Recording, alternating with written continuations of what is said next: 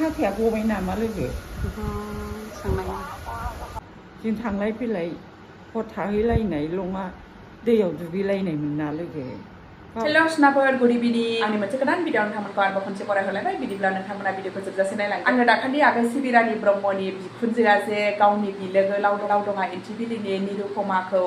बिराद गोसोखांदों रायलायनो लुगैदों होननानै भिडिअआव शेयार खालामदोंमोन ना दा फाइनेलि बे आयंआ गावनि बिलोगो निरुपमाजों रायलायनो मोनबाय सिनाफोर ओमफ्राय सानैजों बिराद मोजां रायलायलायबाय बिसोरो दा बे रायलायनायखौनो नोंथांमोननो एसे शेयार खालामना होनोसै आङो आयंमोनहा मा रायलायदों बिराद खोनासंथाव रायलायखादों सानैजों थखनो बिदिबा खोनासंलांदो सनाफोर नोंथांमोनहाबो एसे शेयार खालामना होनोसै आङो हेल' आंखौ लोगोना सोर जाखो लोगोनि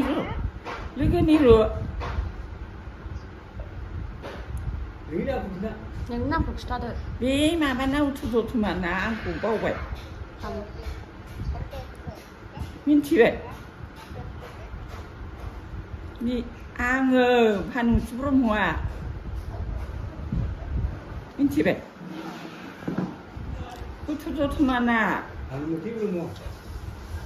बावबायदां लोगोआ आं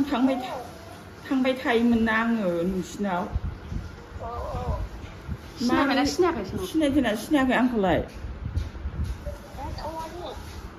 दतमानिया उत्तर दतमानिया बिलोगोआ भानुमथि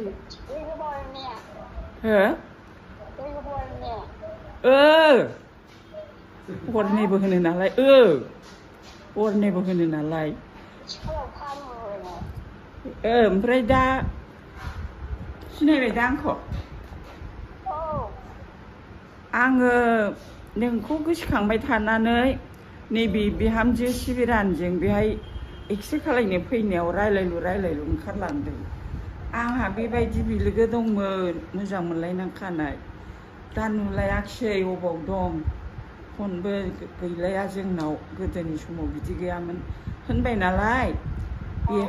बिहामजोआ दे होमबालाय आं जगाजग होना होनोसै होननानै बुंबाय लोगो होबाय दा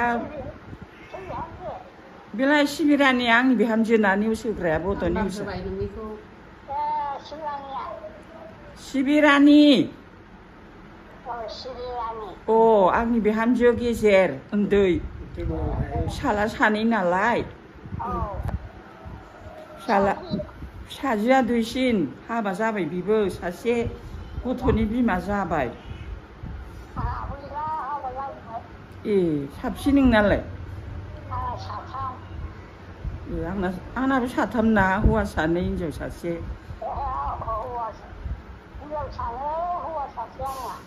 दे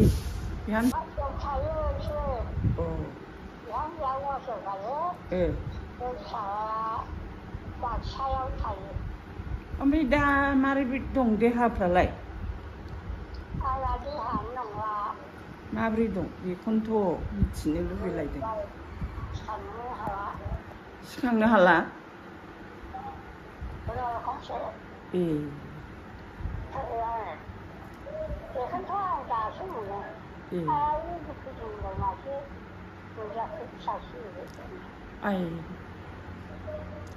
दा आङो गोसोखांनानैसो आं बिहामजोजों जगाजग लानाय जादों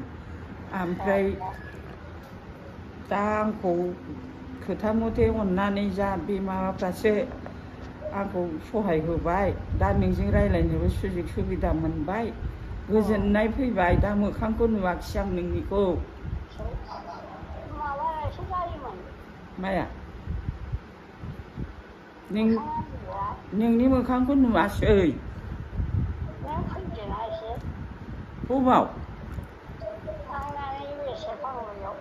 बबाव सेरफांगुरियाव गावखौ नायनो फै होनदों आंनाबो देहाया बिदिनोसै गोलैनानै सिनस्रिबो देमबाय बे खामिहारा अहेबाबो मोननैबो सानानै आं दिनैसो एक्सरे खालायनो मोनदों लवार आसामाव दा आङो बेहायसो बिदि जगाजग मोनलायदों नङाबाथ' गैलाया बे फिसालायाबो बे बङाइगाव साफागुरियावनो थायो बे फिसाला गेजेरा सिबिरानिनि फिसाया दा बे फिसाला गेजेरा सिबिरानि फिसाया माबा बङाइगावआवनो इनकाम टेक्सआव इन्सपेक्टर मावो ओमफ्राय नै बावहाय सापागुरियावनो बिसोरो बिल्डिं लुनानै दङ सम सम फैनानै नायजाफैयो सम सम फैनानै नायफैयो जोङो डक्टरनाव गावसोरबो नायजाफैयो। थाङो दा डक्टरनाव फैनाय माने बिसिनाव थानानै जों माबायो आरो सिकित्सा खालामो सिकित्सा खालामो थांलाय फैलाय खालामो जों ओरै हाग्रामा ब्रिजजोंसो थांलाय फैलाय खालामो आरो फिसाला गेदेराथ' बिहा सुबाइजार हाइ स्कुलनि प्रिन्सिपाल देरसिना प्रिन्सिपाल रामानन्द ब्रह्म होनो बेखौ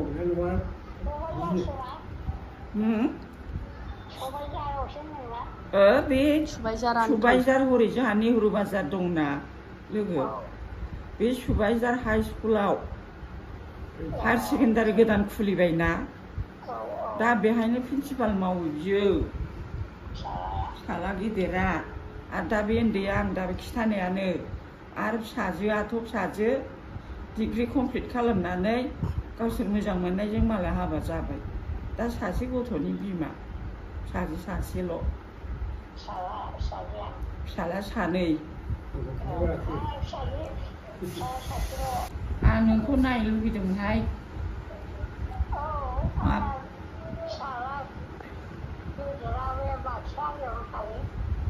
बाक्सायाव सेकेन्डारियाव मास्टार ओमफ्राय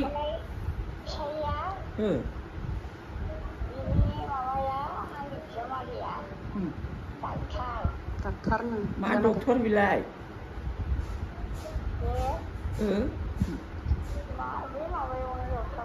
भाई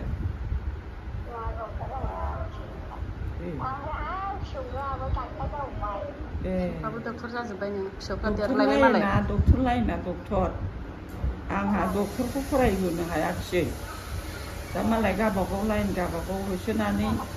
बयबो गावबागाव गसंथानो हानाय जाजोब्बाय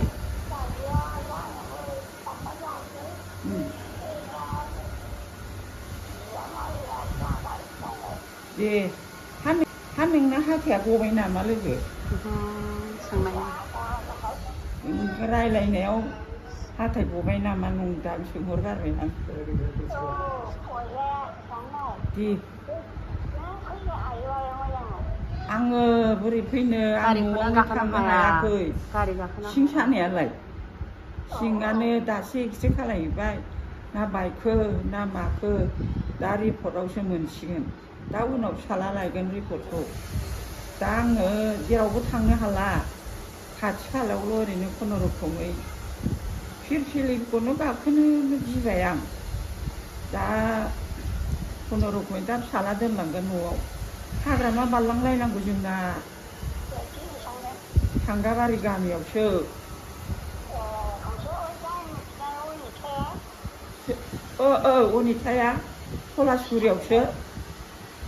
अनिताया पलासपुरियावसो गोजान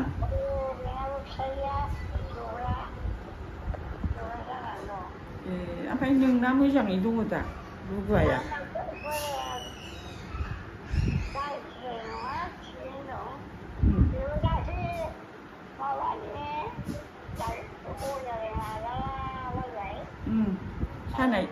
सानाय सुनाय दं आरो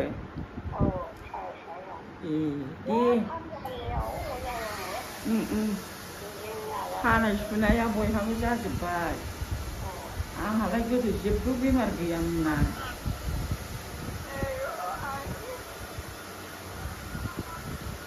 मा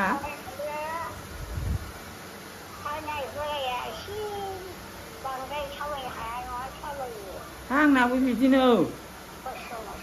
बोरायबाबो आंना बोराया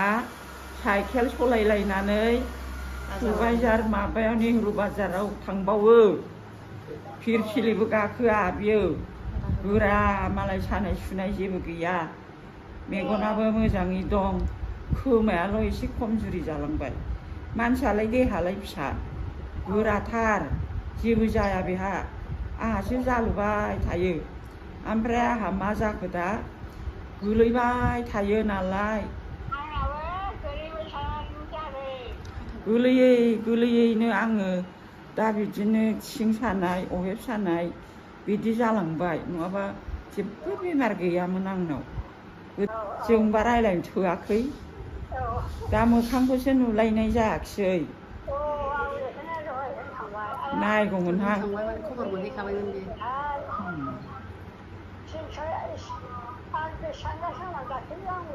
आयै गोसोखांबाबो मोनहालाना नुलायला आहा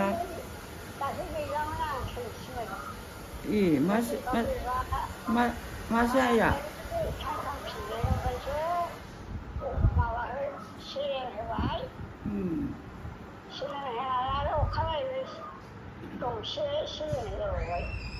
मा जायामोन मा जायामोन ए आं थाबायो थाबायनो हायो एसे एनै न'आव सोरना लोगोआलाय उमानन्द ब्रह्म सुबाइजार हाइ स्कुलनि BSc टिचारमोन दा रिटायार जाबाय बियो माथो खालायबावनो जोंनि संसारा जोब्बाय नङा होनबा दा फिसाफ्रा गावसिनि संसार गावसोर जाथोंसै मोजाङैनो ग्रिं ग्रिं जालांथों बिसिनि मोजांखौ जों नुलांथों बिसिनि मोजाङानो मोजां जों बेखौनो जेब्लाबो आसा खालामो नङा होनबा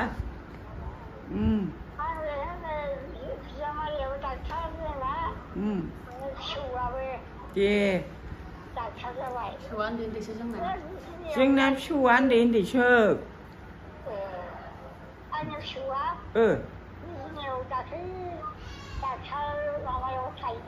अबाव बिजनिथ' बिजनि अबे सरकारियाव सिभिलाव ना अबाव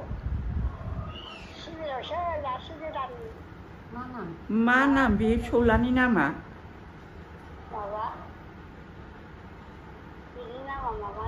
फिसौलानि नामखौ बावबावबाय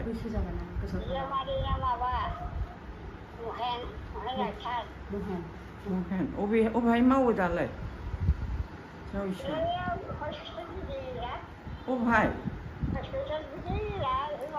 बेथ' हस्पिटाल गिदिरानोथ' अबहाय हा क'क्राझाराव मेडिकेल फुलस्रि थांनो रेडि जागोन आरो दा गंलायलांबाय बाजैया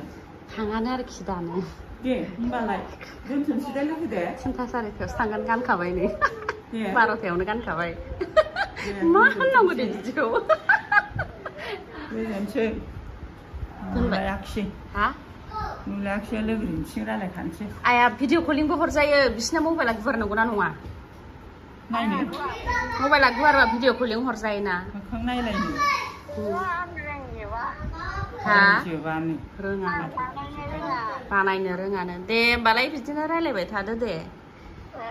औ दे मालाबा लोगो मोनलायबायगोन खोमा खाफालाव दंबा औ दे गानखाबायब्रा थांखानोसै जायखिया गानखाबाय माथो जाखो